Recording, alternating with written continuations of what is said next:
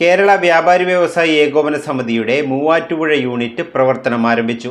Muvattupuzha royal bakery conference ഹാളിൽ നടന്ന രൂപീകരണ യോഗം കേരള വ്യാപാരി വ്യവസായി ഏകോപന സമിതി എറണാകുളം ജില്ലാ പ്രസിഡന്റ് പി.സി. ജേക്കബ് ഉദ്ഘാടനം ചെയ്തു. യൂണിറ്റിന്റെ പുതിയ പ്രസിഡന്റായി നൌഷാദ് പ്ലാമൂട്ടിലിനെ തിരഞ്ഞെടുത്തു. കേരള വ്യാപാരി വ്യവസായി ഏകോപന സമിതിയുടെ മൂവാറ്റുപുഴ യൂണിറ്റ് പ്രവർത്തനം ആരംഭിച്ചു. മൂവാറ്റുപുഴ റോയൽ ബേക്കറി കോൺഫറൻസ് ഹാളിൽ നടന്ന മൂവാറ്റുപുഴ യൂണിറ്റ് രൂപീകരണ കൺവെൻഷൻ സംഘടന എറണാകുളം ജില്ലാ പ്രസിഡന്റ് പി.സി. ജേക്കബ് ഉദ്ഘാടനം ചെയ്തു.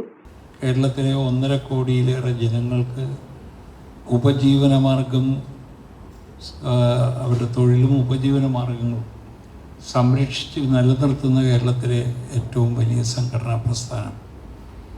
81 ഈ സംഘടന രൂപപ്പെടുമ്പോൾ ഏതാണ്ട് 50,000 കച്ചവടക്കാരാണ് ഉണ്ടായിരുന്നത്.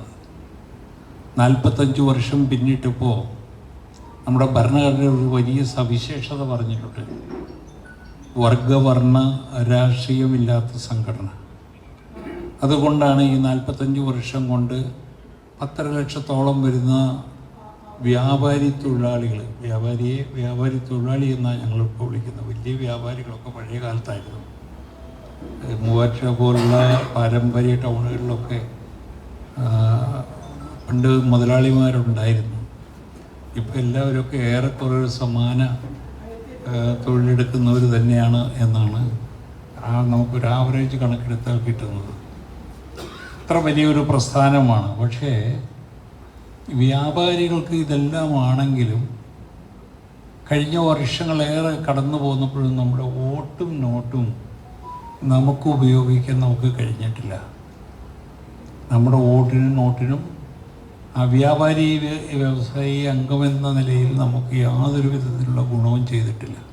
വ്യാപാരികളുടെ ഉന്നമനത്തിനും പ്രശ്നങ്ങൾക്കും കൃത്യമായ പരിഹാരം കാണുന്നതിന് സംഘടന മൂവാറ്റുപുഴ യൂണിറ്റിനൊപ്പമുണ്ടാകുമെന്ന് ജില്ലാ പ്രസിഡന്റ് പറഞ്ഞു.